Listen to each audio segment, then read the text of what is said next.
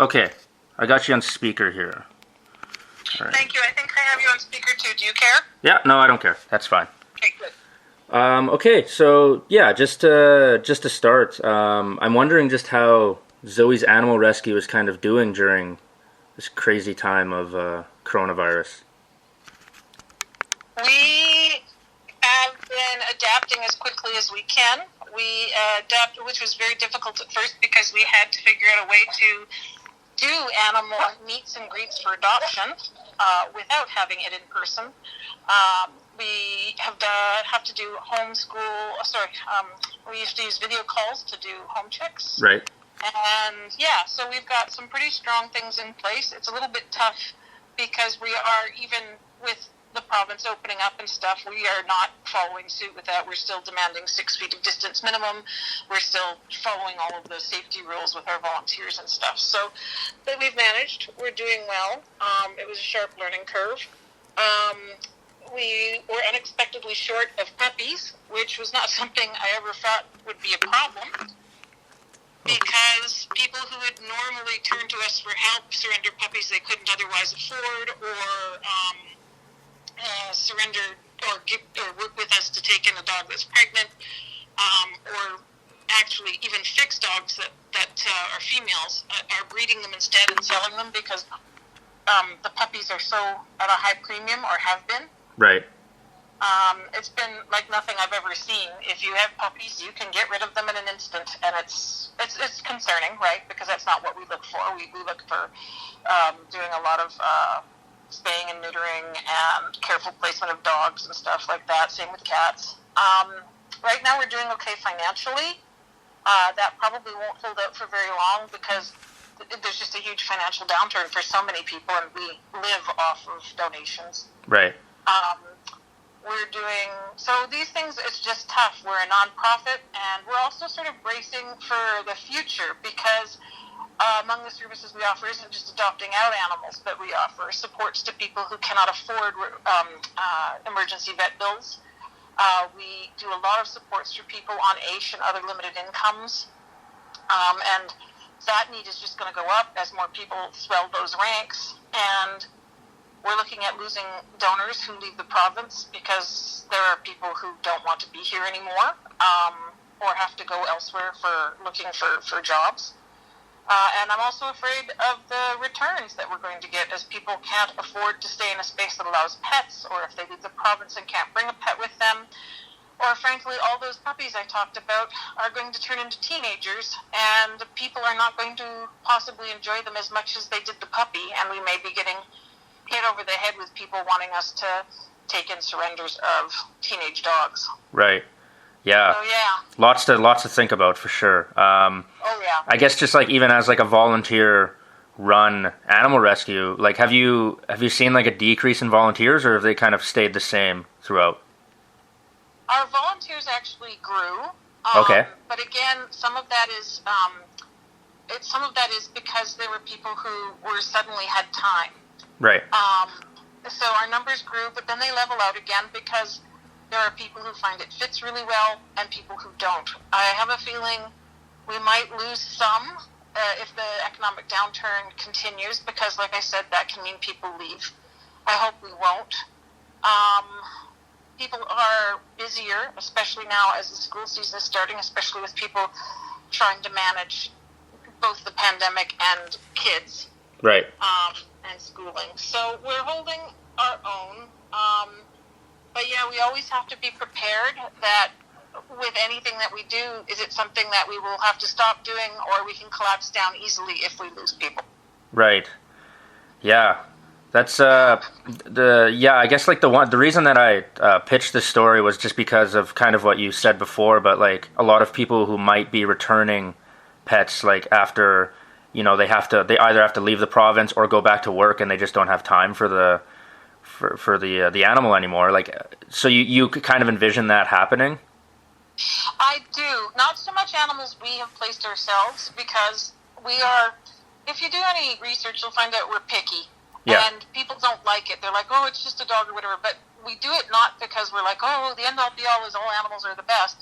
That's great. We love animals. But we're doing it because as a ongoing charity, we don't want those dogs back if we can help it. We don't want those cats back. Right. So by doing the picky home checks and the insisting on having people enroll in either virtual or socially distanced training classes, we ensure that we keep our return rate down below 3%, which is unbelievable. It's an amazing figure, and it's one we're rightly proud of. We do not get our own pets back very often, but we do take in owner surrenders. And we also specialize in what people think of as behavioral dogs, because most of the dog fosters and, voluntary admin staff are trained. We've all taken training. We teach so that we know how to do dog behavioral management, and we're also working on that with our cats so that we can do cat behavioral management. All of this is towards the end of not having to deal with dogs being or cats being returned to us, and also managing dogs that would otherwise possibly be put to sleep, because even though they don't have a bite history or something, people can go, they're just too much. Right. We're a rescue that can handle it. We will take in dogs with problems, and we will adopt them out, but only if they clear our requirements. So, yeah, we get a lot of people asking us if we'll intake an animal that they consider problematic. Right. And so, like, I guess even just, like you said, kind of puppies are sort of, like, in high demand, obviously, but you don't really, you have, like, kind of a decreased amount. What about the other animals, too, like cats and stuff like that? Has there been any, like, huge change since coronavirus? We've had a lot more interest in cats as well. And we normally adopt them out one per week for a grown cat. Kittens are faster. Kittens were popular too. But again, we're not just turnover. So you can walk into many pet stores and just get a cat that day from a rescue. Right. And that's fine. We're not arguing with that. The cats are a huge problem. But for us, again, it's the same thing. And people think we're nuts because it's like, you want me to do a home check so you can give me a cat. We're like, mm-hmm. So we do still see the kind of people who want to work with us, because when you walk away from Zoe's, you walk away with an animal that has a guarantee with it that we will be there for you for as long as we exist, and we will be there for the pet, and we will provide all kinds of backup. We will provide all kinds of advice, and we've been known to provide vet care. So it's just one of those things that, yes, we have seen cats go out the door. I'm sorry I have to do that. I don't mean to say no, fabulous, for sure. But yeah. It's just we run in a very intentional way. So, yes, we do have more interest, and we have had cats go out the door, but we haven't changed up how we do it. And that's because, again, we're looking towards the future. We always have to be cautious. I mean, we run on a shoestring. Yeah, no, definitely. We raise hundreds of thousands of dollars a year, but we also have extremely expensive programs. So, And so, like, what about fostering too? Like, have you seen like an increase in people who just want to become new, kind of like pet fosters? And that has been wonderful. It has allowed us to increase the scope of what we can do and who we can help. It has been so great, and that has been partially because a lot of people who are able to work from home can continue to work from home. And if you're trained and have the supports, it's not that hard to do. It's, cats particularly can be very easy. Dogs can be very easy. Even puppies can be easy because it doesn't feel like you're at a loss. It's not like we drive up, drop off two puppies, walk away, and we don't talk to you. So it's really good. It's like, well, what happens if this happens? And we tell you. And we offer 24/7 supports for veterinary and health and supplies. And people really like it.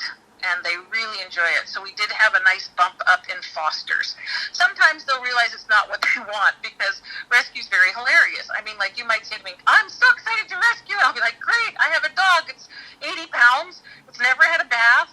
And it jumps. But, with a little bit of work, and you'll be like, no, I was thinking about a 15-pound Pomeranian. Like, those don't actually come into rescue all that often. Right. And it's just, but sadly, on the same front, they may not come into rescue all that often, but we sure get a lot of people who want that kind of dog who then don't have the money to pay for the funds to take care of it. Mm-hmm. Yeah. And I think there's definitely been like a huge shift with people just thinking like, oh yeah, I can get a pet, no problem. I have the time now. Like, they don't really know how much of a commitment it is, like a lifelong commitment, financially and like, you need to have time to take care of the pet too. You need to have time, and you need to understand that although, at least for the moment, we have healthcare for humans in Alberta, there is not healthcare for animals. And it's one of the things we ask on our questionnaire for adoption is how much do you expect to spend on veterinary care in a year? And then we use that as a talking point, because many people will go, well, I'm willing to spend up to $2,000. And I mean, bearing in mind that I'm a long old hand at this, I'll laugh with another person and going, you can spend that in a day if there's an emergency, Yeah. It's like you can go into an emergency vet and they'll be like, oh, there's a stick stuck halfway down its throat, and if you want us to save it, it's $2,000. So yeah, it is, and with the downturn in the economy, it's really tough. Lots of people are out of work even before the pandemic, and further government cuts are going to probably have an effect on that as well. Mm-hmm. Yeah, like just to shelters in general. I think no, because we don't depend on any funding from that. Right. But just because I live in Edmonton and it's a government town, right? Mm-hmm. So that's why that affects me, and it's that way. That's one of the things I think about from that point of view of just where I am geographically.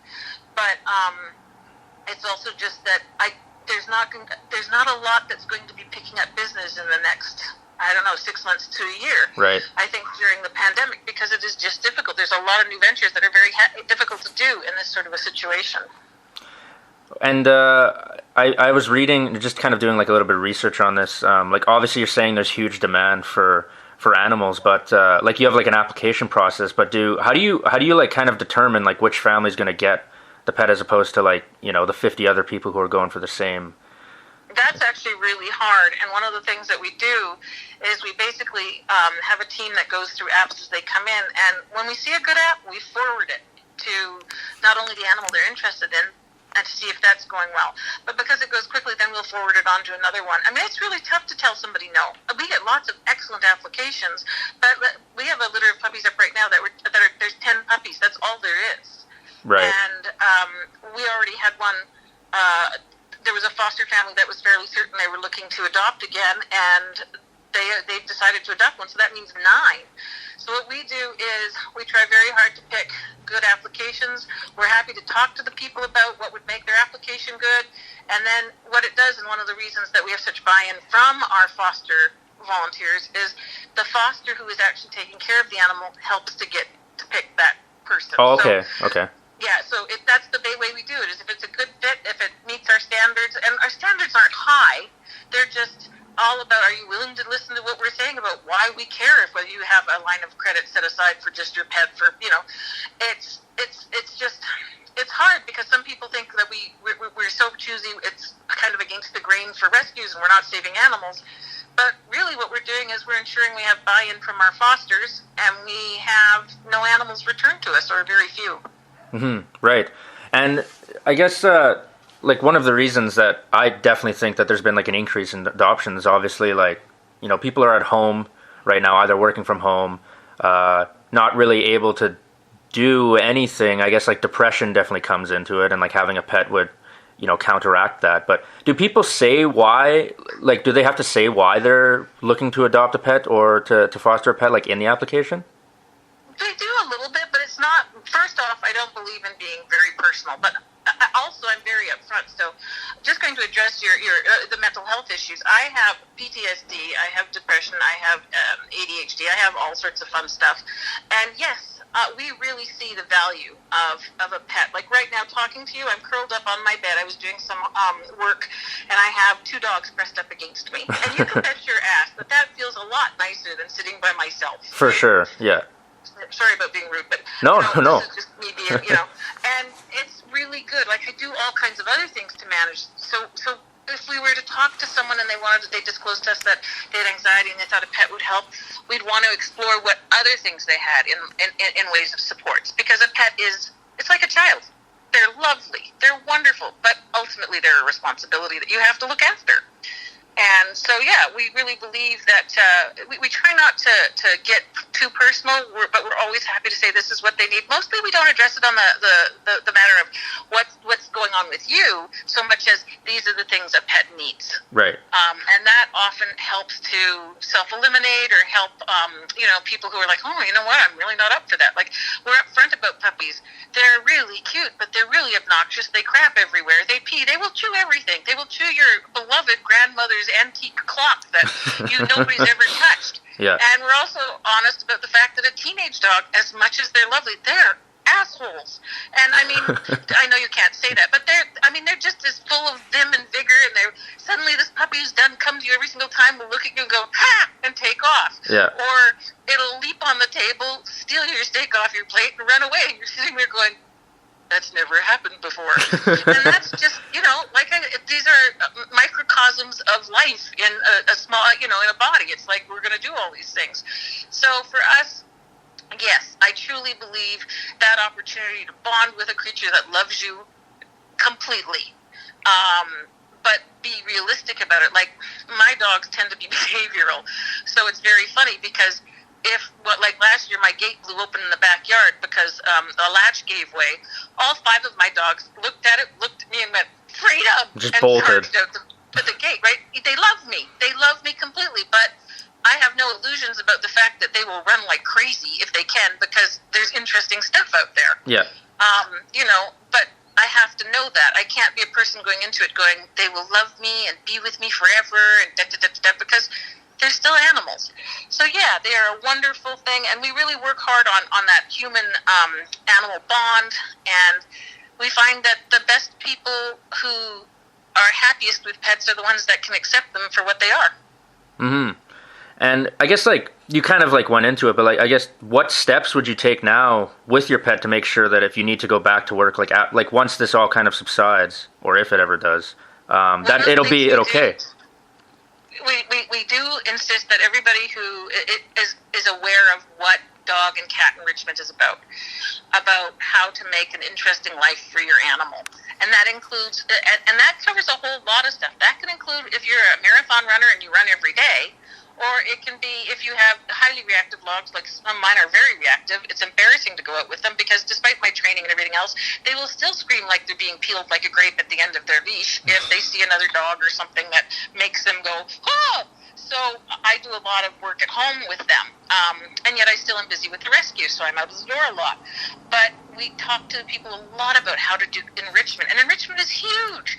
Dogs don't need you there every minute. Cats don't need you there every minute. If you've gone and put, 20 minutes of work into it the night before, you can leave a dog happily in its crate with a couple of different chews outside, with different puzzles.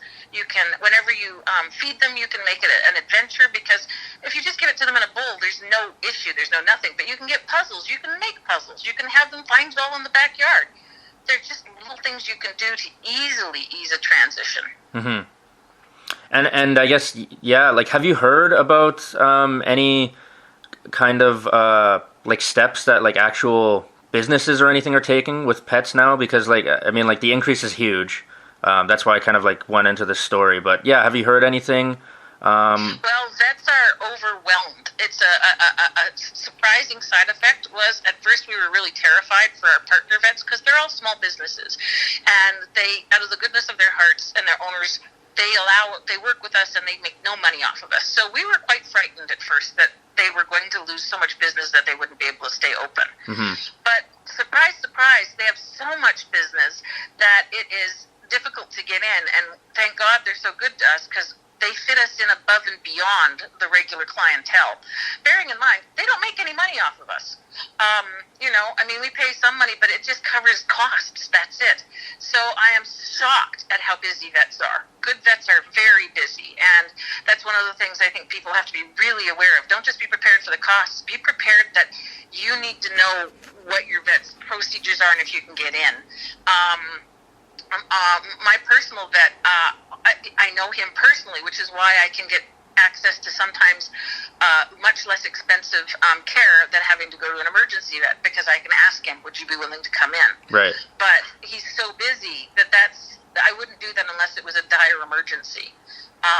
So yeah, that's been very busy. I've been very grateful that our again, small businesses, our pet supports small businesses like Global Pets, which is a pet food store.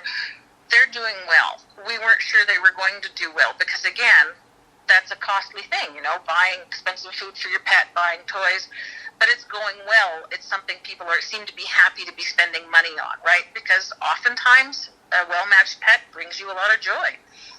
So it doesn't feel like a luxury that you're spending money on that. Mm-hmm. So, yeah, also, we found that our kennel friends are getting back up and running. For a while, it was really tough because, of course, nobody was traveling. But then campgrounds were available. And so one of my friends who owns a kennel was just full up. My daughter works at the kennel, and it was really bad. She had her hours cut, and they were scrambling to come up with ways to do it. But that really didn't last a long time. Yeah, I guess because camping was open and people were traveling again, like within province, I guess. Within province and to BC was what I heard. So driving around to different provinces, staying in Canada, of course, was the big thing. But yeah, I'm really surprised people are still doing it. And even I'm doing it. Like, we went away for a week to camp just in Wabamun, let's say. And I was just talking to my husband today. I'm like, can we go away for 3 days to Elk Island?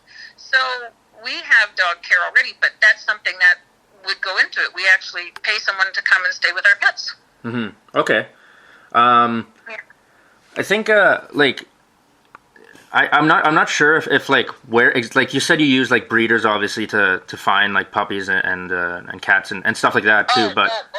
What we do is we normally have people approach us because it's expensive to have puppies, and it's not it's a crapshoot, frankly. If you're in it for money, you don't care, because you can turn over a puppy pretty damn quickly for little money and without caring for the parents. It doesn't matter, right? You can do that. People will meet you at a gas station that they found you on Kijiji. Yeah. But for us, what happens is we go into, we deal with people who are often vulnerable. It can be financially, economically, it can be geographically. They're in no area.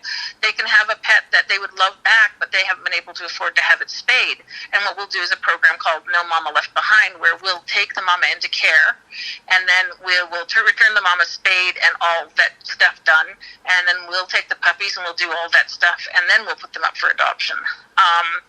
But what we ended up doing inadvertently was competing against breeders who then suddenly were looking at, like, we know somebody who said to us, he's vulnerable, he does not have a lot of money, and we're like, would you let us fix your dogs? Because we know he just breeds them all over and over again and sells it to puppies. But he's like, no, this is how I'm getting by.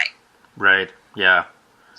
So that's what happens, is we're actually quite happy for the day we don't have puppies, and I don't mind not having them. The only thing that bothers me about it now is that if I don't have them, that dog that comes to us is generally pregnant and gets fixed and never has to have puppies again. All those puppies from that dog are fixed and will never have puppies. So that's a huge difference in the overpopulation problem. And we specifically have targeted rural areas where there have been dog attacks, First Nation communities where there have historically been terrible dog attacks. And we work with communities like that, but we also work within the city to try and help people understand, and many of them love their pets, that not fixing them is not good for them. Right. Yeah. You guys definitely do your due diligence, more so than, well, I'd say like quite a few shelter programs, like for sure. Like people thought we were crazy when we started, because even right off the bat, as soon as somebody would say to us, okay, you can have these pups, do you want to take them? I can't feed them. And we'd look at each other, my friend Sasha and I, and we'd be like, what's going to happen to the mom? Oh, she's fine, I want to keep her. And so we had to really rethink what were we going to do. Like, because normally the old fashioned would have been like, no, well, give us the mom, or we're just going to leave it here. And now we, like I said, No Mama's Left Behind would go, we'd be happy to spay her for free. We can do all that, and we can microchip her to you. And then we would get a good review from them and their community, and other people would contact us. I heard that you helped Ralph spay his dog. Yes, we did. And, how much does it cost? Do you bring the dog back? And that's what we do. And one of the things we do, too, is anybody who needs our help for, let's say, a porcupine attack or a dog fight or any injuries like that, most people love their animals, even if they can't afford to pay for an unexpected vet bill. but what we do is go, we'll do it for free or very low cost. Do you mind if we fix the animal? Right. On top of it, so that really helps. So half of what we raise goes towards spaying and neutering animals that are not our own. I'd say the other half we split evenly between offering our Helping Hand program, which is helping vulnerable people of all kinds be able to keep their pet. Because that was the other thing, is I really hated, I think the first phone call I ever got was a man, and he was sobbing so hard I couldn't understand what he was saying, and finally I managed to get out of him. He wanted to give me his cat Fluffy, who was 15 and he'd had since it was a kitten. And I was like, I don't want your cat, what's going on? But she was sick, and this was the only way he knew, was that if he gave me this cat, then we would spend money on it. Right. And I just said, let's spend money on it and let you keep the cat, because it's easier for me, and you're much happier. And we also have found with studies that people who get to keep their pets do much better. Yeah, no, definitely. If someone's on leash and I take their cat away, I'm not helping anybody. No, yeah. It's definitely a lot to think about. Like, a lot of people who are saying, "Oh, I want to volunteer at a shelter," or just because I have the time. Like, I don't think they realize just how much work and just like how much you have to actually think about things like goes into it. You can't just like show up. The good news is we try really hard not to force that on the volunteers. We try to do it in a really cheerful way. And if you looked at our Facebook page and stuff, you'll see that it's always like pretty bouncy and pretty happy, and we send cute pictures out, and we try to do that with one of the things is that we try to keep the darker side of it away. We try to show exactly all the successes we're doing. And it's adorable how much on board you can get with that. It's just because, like, I'm talking to you more about the nitty-gritty stuff a little bit, but it's so much fun to do it. It's so much fun to foster kittens and have them, and then be able to help pick the homes they go to. And most of our fosters will make friends on social media with the people who adopt from them. Mm-hmm. And then for years, they'll send pictures back and forth. And the same goes with, like, the people who work with our community people. We have a bunch who just sort of were drawn to that. So now we have a bunch of older people in particular, or makes it up, who have a little bit of extra time on their hands, and they love going into the communities, the different communities, and talking to them and helping, like, Velda with her cat or whatever. It's, or Lorraine called me and said she needs more food. Is it okay if I drop some off? And I'll be like, yeah, and can you check and see how things are going? See if she's picked up any more cats. It's a really nice form of community outreach. Mm-hmm. Yeah. No, definitely. So yes, we handle the darker stuff as well, but in truth, by doing what we do, we keep it at bay. I mean, we really are preventing these things from getting worse in some situations, and we are making people's lives better, and that's a huge part of what we want to do. Yeah, no, for sure. I think those might be all the questions I have for you, Kath. Awesome. I did actually have one more question, but it's not...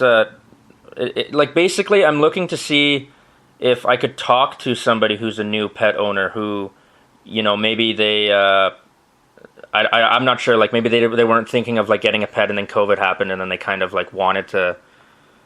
Well, I can put a question out on we have a Happily Ever After Facebook page, and I can put a question out for that, because we certainly were not saying no to people because COVID was the right time for them. Right. And most of the people we've met have always wanted a pet of some kind. This was just a time when it seemed like there was more time and space to be able to put that effort in. Mm-hmm. So, yeah, I don't want to leave anybody with the idea that we are not happy with people who want pets. It's just that we're concerned. The only thing that we're concerned about is that people, like I said, they'll go, I really want a puppy. That would make me feel better. They look at Kijiji or whatever, and then the next day they have a puppy who might be sick, who we don't know where it came from, who might have behavioral issues related to breeding later on, that kind of thing. Mm-hmm.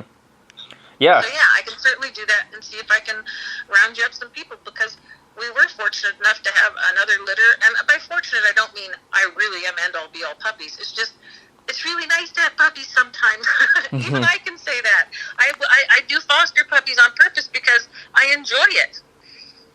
Yeah, it's definitely... one thing to, like, adopt them, but to foster as well too, like, and just deciding where that puppy may end up later on in life too is, it's a great program. But it is, and I do. So we just had a litter of 10 here at my house.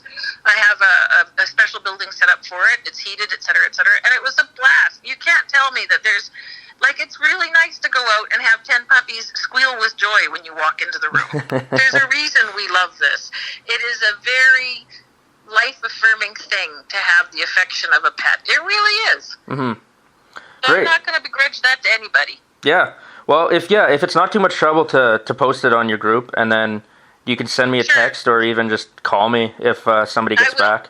That sounds awesome. Yeah, I need this done probably within, like, I think by the 19th is my deadline, but I could extend it if need be.